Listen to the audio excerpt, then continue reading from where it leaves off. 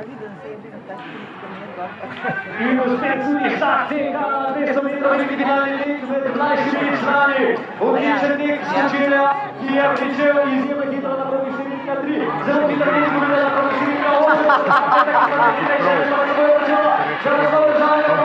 Skočir Gumilar in Beber Jurij ŠTA ŠTA.